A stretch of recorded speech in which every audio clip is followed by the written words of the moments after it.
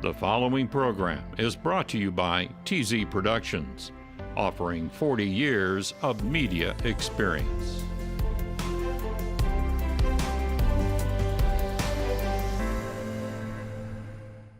Support also comes from viewers like you. Thank you.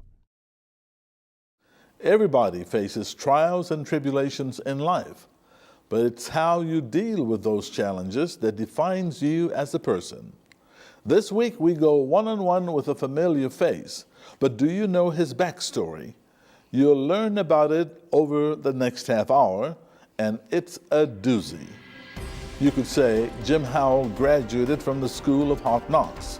His family moved from town to town. He can't even remember how many times, eventually landing in the Derby community. When he was 12 years old, Jim's parents divorced. His father moved away, and his older brother took off. That left Jim, his sister, and mother to fend for themselves. He says they were destitute and often went hungry. That led to depression, and Jim became a troubled teen. His life was consumed by anger, drinking, and run-ins with the law. But then came a turning point that changed everything. Coming up, you'll hear all about that and how a young man with no direction and no prospects emerged as a community leader and champion of faith, family, and personal responsibility. You know him as a former state legislator and current Sedgwick County commissioner. But you're about to meet Jim Howell, the man, as we go one-on-one right now.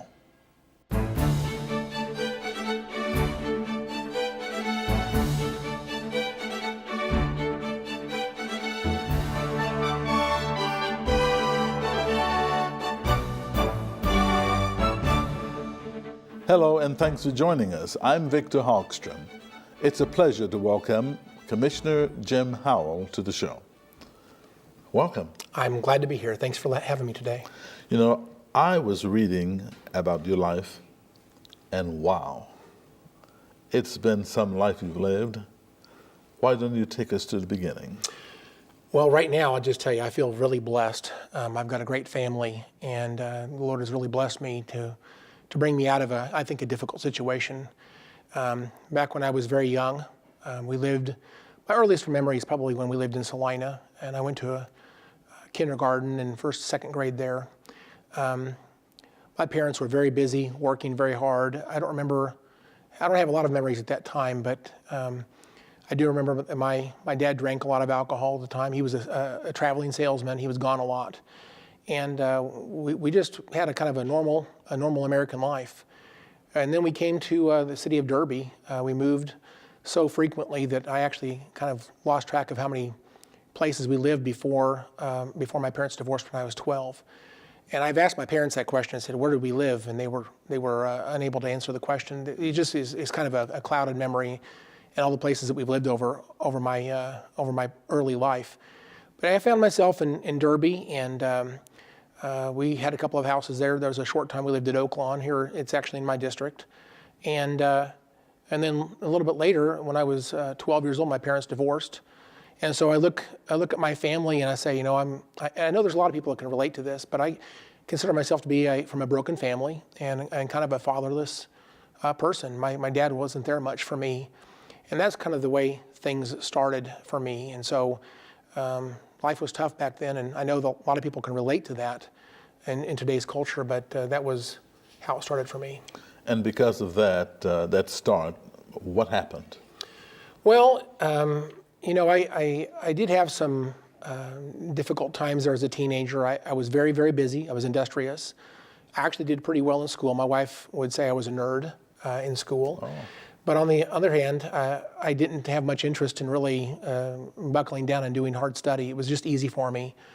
And I finally did graduate from Southeast High School, again in my district. I represent the southeast part of Sedgwick County. But during that time, I did get mixed up with some of the wrong people, and I think I was depressed, and I did a lot of things I'm not proud of. Committing small crimes, petty crimes, drinking alcohol, hanging out with the wrong people, spending time alone, I'd say somewhat depressed, not feeling like there's a way out of that situation. And consequently, I think it was expected at the time that I would attend college, and so I did start college, but I didn't really have the money for that, so unfortunately I didn't do very well. One of the things I remember vividly is I didn't have the money for the books. When you start a class, you need the books. Right. You really need to count the cost, and in terms of student loans, it was out of the question. We didn't have any credit, didn't have any savings or any way to really apply for the things needed to go to school, and really what I was lacking was I didn't really have a mentor in my life. And I look back at that time of my life and say, you know, where were my parents? What was a smart decision? And unfortunately, I don't really remember having any adult in my life that took me along their side and counseled me and helped me make a good decision on how to move forward. And so I struggled with life, and as a consequence, I just found myself barely able to pay my bills, working extreme hours, and didn't seem to find a way out of that. So eventually, it kind of led me to join the military. So at age 23, which is a little bit older than a lot of people would join the military, but at age 23, I finally did join the military. And I look back at my life, 2 pivot points. One of those was joining the military. The other one was church. At age 20, I was attracted to a church. Someone invited me to a church, and I got involved in that and really changed my life. I felt like I got right with God, and learned a lot about Christian life and how to live, and getting those principles ingrained into my mind. And the second thing, of course, is the military, that discipline and the instruction, the opportunity to go to college. All that was given to me by the Air Force, and so those 2 pivot points changed me completely. But Jim, before you went into the military, you struggled and you had all of these problems. In fact, you will agree that you should have a criminal record today. I know. The way I would say it is, I didn't get caught. Right. I did some things I'm ashamed of, and I would say that anybody who would act like I acted, it would be a very bad way to live your life. By the grace of God, I don't have a criminal record, but I probably deserve one. But having said that, you know, I was young and I was foolish, Right. and I was depressed, and I didn't have any parents watching for me. But what motivated you to go to school, to pass those classes, to just persevere? I guess I recognize this is my one and only chance, really. And, you know, I've had chances before when I was 18, 19, 20 years old, and I wasn't able to make it work. And I didn't know how long I would stay in the military, but given, you know, the fact that they offered free college while you're in the military, very small expense. And I remember being stationed in England for 3 years, and we worked more than your typical 40 hours a week. We worked excessive hours, I felt. At the time, we had a number of deployments while I was there. But while I was there, they allowed me to go to school full time. And so it was the thing where you're working full time and you're going to school full time and it's paid for. And this is like the one chance to get up and out. And so I thankfully had enough maturity at that point to recognize this is really the one chance I've got. And so thankfully I was able to get most of my education done in a very short time there while I was in England. So you didn't see your father much, based on your story. Your mother was there. What kind of person was she? Well, again, my mom was she's a lot of fun, and she was a good mom in many ways. I don't want to say that she wasn't a good mom, but the reality is I don't think she knew what we were doing, and she had her own life, and she worked shift work. When she and my dad first divorced, there was, back in those days, there was not any child support requirements like they have today, where the government basically tracks and makes sure that those payments are happening. Back then, it was kind of on the honor system, and so there was virtually $0 going to help my mom raise my sister and myself. And so my mom struggled for quite a while looking for a job, and finally got a job at Cessna, and she had shift work. And so again, my sister and I were kind of alone. And your older brother had left. My brother had left already. Again, he had his own life challenges, and so he wasn't really there at the time. And so we kind of raised ourselves for a few years there. And I know my mom, she loves her kids and all of that, but really when you're a single mom and you got kids that are teenagers, I imagine how hard that would be to really be a parent that really is engaged and knows what's going on in your kids' lives. And so for a number of years there, my sister and I both, we had jobs, we worked a lot, and we went to school. In that regard, I think we were fairly good kids, but we also got ourselves in some trouble. And I can tell you right now, I hung out with the wrong people. And some of my friends used drugs. We got, as a teenager, I can't imagine this today now, but as a teenager, there was lots of alcohol, and there was lots of drugs, and there was lots of opportunities to have a destructive lifestyle. And so I got involved in some of that. And thankfully, again, through the church and through that opportunity from the Air Force, I was able to just get out of it. So besides the Air Force, you didn't have any mentors. So yeah, what were the positive contributing factors to your life as you were growing up? Were there any? I have a real soft heart towards fatherless children, and maybe this is where that comes from.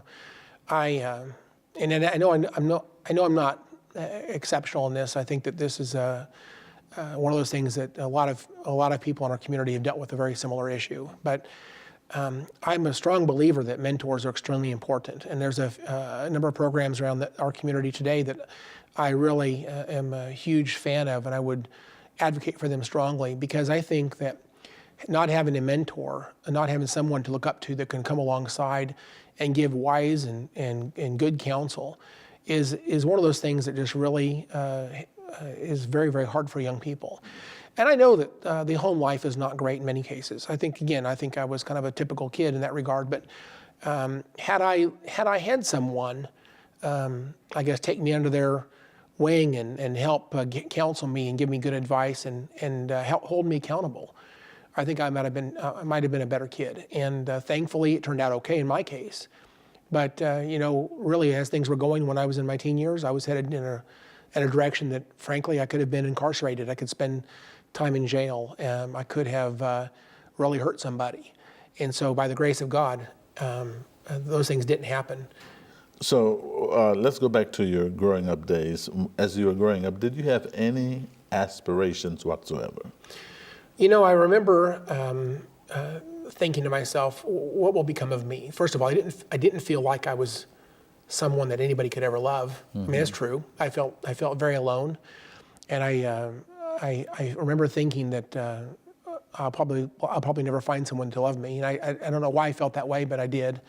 I felt very unworthy, and so when my wife came along, it was just unbelievable to me that someone would be that kind and loving to me. I didn't feel like I deserved it. But secondly, I was concerned about my career, and for some reason, even though when I first started college when I was around age 18, I felt a great responsibility to be successful.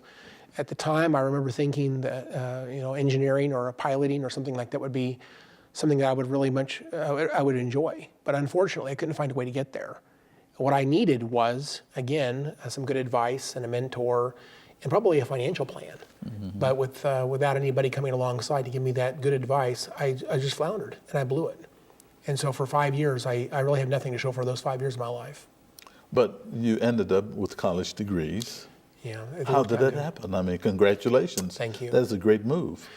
Well, I actually have a couple of bachelor's degrees, and of course the Air Force does offer an opportunity to get a 2-year degree in whatever field of study you're assigned to. So as an enlisted member of the U.S. Air Force, I was able to get an applied science degree in avionics technology, which again, I love airplanes now. The Air Force gave me a real love for aircraft, and that's tied into my career.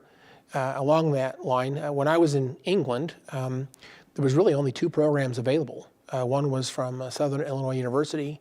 The other one was from Embry-Riddle, which I felt like was above my intelligence level. So I decided to follow into the Southern Illinois University track, and I took advantage of the one program that they had on base. And I figured it out that if I started aggressively when I first got there, that I could finish the core curriculum before I would be moved to another station. So I engaged that opportunity heartily, and As a result, I was able to get a bachelor's degree from Southern Illinois University. And then when I came to Wichita, I was working at Cessna at the time. Again, they offered tuition programs if you want to go to school. And I thought I needed something in management and that type of thing. So I took another opportunity, and I went to Friends University, and I have a bachelor's in organizational management and leadership from, again, essentially paid for by one of our gracious manufacturing companies here in Wichita. So what would you attribute toward turning your life around? Of all the things you said, what turned that life around for you? Well, I guess not to repeat myself, but I feel like having a sense of responsibility and purpose in life. I wanted to be married, I wanted to have children, and I wanted to find a way to pay for my family and to provide for them. And I think that sense of responsibility. But how did you develop that? Because with the background that you came from, your growing up days, one wouldn't even think about a sense of responsibility. Yeah. Well, I guess, let me say it this way. There are examples in our life that we can look up to. There's also examples in our life of things that maybe didn't go so well for other people. There's life lessons to glean from both those that did well and those that didn't do well. And I know this is going to sound a little bit not a pleasant way to say this, but my father could have done better. And I know he loved me, but he was gone, and he was an example, I guess, to me on I guess maybe someone who didn't take fatherhood the way I would like to take it. So I guess I use him as an example of what I don't want to be. And I hate to say it that way because that sounds mean. I love my father, but he was an alcoholic and was until the day he died. And he was gone most of my life. He was gone. He didn't really take much of a personal interest in me. And so although I lived with him for 12 years, he wasn't there very much for me. And so I guess I use that as an example of maybe a way to I guess reflect on that and say I don't want to do it that way. And to serve as an incentive for you to do better. Yeah, and so I hate saying it that way, but I hope it comes across as I know he loved me and I did love him, but again we weren't really close, and unfortunately, maybe he's somewhat typical, but. I consider myself to be a fatherless child, even though I did have a father. He didn't take an interest in me. Right. So after you left the military and you got your college degrees, you came back to Sedgwick County. Yeah. And got a job working in flight test. Now it's interesting. When I use the word instrumentation, people will think of the instruments in the cockpit that talks about altitude and airspeed. Right. But the word instrumentation in Wichita really means testing. We develop the field of instrumentation. We would develop systems to measure things. Imagine pressures and temperatures and strain levels and positions and all kinds of things that you might measure with different kinds of sensors. And so I would help develop systems to measure things and collect data on aircraft. And of course, I got the chance to work at some of the big companies. I've worked for 3 of the major companies here in town. I spent about 24 years altogether developing those types of testing systems. And then at least for the last 10 years or so of that 24 years, I got the chance to actually fly on some of the airplanes and conduct those tests. Wow. So the Air Force, once again, became a springboard for me to get that job, and really am thankful for that experience that I had at the Air Force, because that gave me my career. You also became a state representative. That's true. And how did you get into politics first? Well, we use the word armchair quarterback. I remember being frustrated and some of the decisions being made at different levels in government. And I remember listening to a sermon on a Sunday morning before I went to church, and I was challenged. And the speaker said basically, why don't you get involved? You need to trust God, and you need to get involved in making decisions for your community, for your government. Get involved. We need good people to step up and serve. And I felt personally challenged with that. So for a number of years, I continued to think about that. And in my community where I lived, we had a good state representative. And I thought to myself, where should I get started? Should I get involved in the school board or in city council, or shall I wait for an opportunity at the state level? And I felt, I guess, led that the state was where I wanted to start. And so I kind of waited in the background for an opportunity, and that opportunity did come. And so I threw my name in the hat. I filed for office, and thankfully the people that I talked to at the doors, they seemed to support me, and I got elected with pretty good numbers. And so I'm very grateful to have had the chance to serve at the state level as in the House of Representatives between 2011 and 2014 for 2 terms. And then you changed to the Sedgwick County Commission. Yeah, and people ask, they say, well, why would you go from the state to local? That Right. It seems like a step down, but let me say it this way: the amount of our budget and the amount of decision authority someone would have in those two respective positions, there's a lot more money at stake per vote, if you want to think of it that way, at the local level. Secondly, I've learned through serving at the state level that some of the biggest decisions that impact people's lives are really local decisions. We, at the local level, have the greatest number of services that impact people's lives. As I count them up, we have around 45 different agencies that fall under Sedgwick County government, and most of those are service industries, things like public safety, the sheriff's office, the court system, the environmental health. There's all kinds of things that people don't think about, but we have a great impact on people's lives at the local level. Mm-hmm. And so again, to have a really good government at the local level is a very, very important job. And I guess I see this as not a step down, but really a step up. This is a tremendous honor to represent basically 102,000 people in my district, right, and a budget of about $425 million. And we have around 3,000 employees. And so to think this is a step down, basically, I think it takes perspective to see that this is really a very, very important responsibility and a great honor to serve as a county commissioner. What community issues, Jim, really concerns you today? Well, I've already kind of said this, but I'll just say once again, I think that broken families, it's becoming a bigger problem, just in my lifetime. Again, when I was younger, most of my peers did not come from broken families. I was kind of unique in that regard. Today, I think that it's so normal that the culture has changed. We have people who are intentionally starting families as single parents today. I see the value in having a father and a mother, two-parent family. I love that, and I wish there was a way that people could see that value of having a two-parent family. And then kids growing up that are basically, parents are busy, and kids that grow up without a lot of parental oversight that give them good counsel and help them be successful. Again, if parents are busy and parents are overwhelmed with life, it's hard for them to do that. And so I guess I see right now the next generation is struggling, and I don't think there's an easy answer to that question. They're struggling, and so I don't know how to solve that. But I just want to say that anybody who's willing to encourage, I guess, parents to be more engaged in their kids' lives, and ideally two parents if possible, I think that's my hope is that there'll be a lot more kids, I guess, that would come from that position. And you've been married 27 years, yeah. 5 children. Tell us about your family.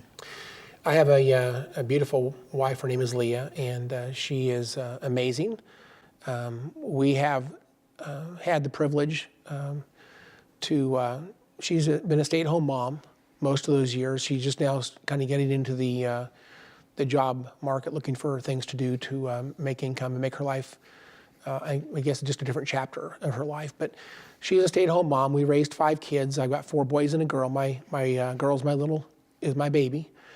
My kids have grown up, and my oldest now is, I think, 26, and my little girl is 19. And they're great kids. Most of them are doing tremendously. In fact, I think all my kids are doing tremendously. They've all got education opportunities they've taken advantage of. They all have careers that are moving forward. And my second-born son is married and has a daughter, so I've got a granddaughter now, about 5 months old. And so to me, this is just a great part of life, is being able to see my family do well, and they're doing fantastically. I love to brag on my kids and my wife and my granddaughter. It's just a tremendous blessing to have such a great family. And in a nutshell, Jim, what is the lesson of your life story? I guess if I was going to articulate that is have hope and find positive things.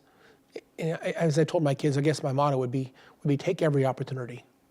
Don't pass up opportunities when you have them. When I look back at my chance to really engage college while I was in the Air Force, a lot of my peers that were there alongside me, they didn't take advantage of that. And I don't know what their futures held. I can imagine they got out of the Air Force, perhaps, and didn't have anything other than those experiences to show for their time. And I guess my point would be take every opportunity. When you have the chance to do something, especially something that's positive and time limited, take that chance. Engage every opportunity. Work hard. Don't waste your life watching TV and playing video games, but use your time productively. Save money, find ways to be responsible, help others, look for people to help. And I think that if I was going to sum all that up, I'd simply just say take every opportunity. What more would you like to accomplish in your life? Is it politically related? Any future political aspirations, or is it what? Well, in politics, it's kind of like when my wife and I were having children. We always someone said, "Well, how many kids are you gonna have?" We'd say, "Well, just take one at a time. Just take one at a time." We don't know what the future holds. I would say right now, I really like the county commission, and I would like to continue this for a while longer. But I don't know down the road where I'll be headed.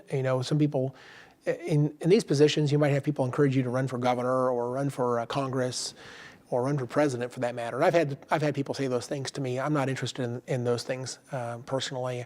I guess for me, I would just simply say the next chapter, I hope, is a little bit longer at the county commission. We'll see what the voters would say. Of course, 2018 will be an interesting year for me in that regard. But if the voters trust me to go another round, I would love to do that. And then what happens after that, I just don't know. Well, you've had an interesting story and an interesting life.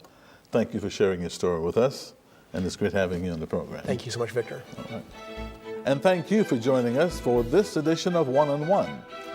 If you have a question or comment, please drop us a line. The email address is oneonone@kpts.org. You can also binge watch past episodes of One-on-One at kpts.org. Until next time, I'm Victor Hogstrom. Thanks for watching.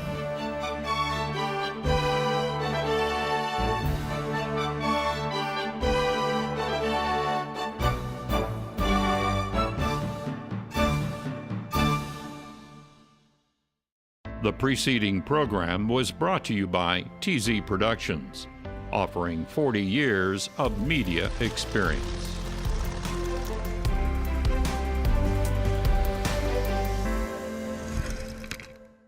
Support also comes from viewers like you. Thank you.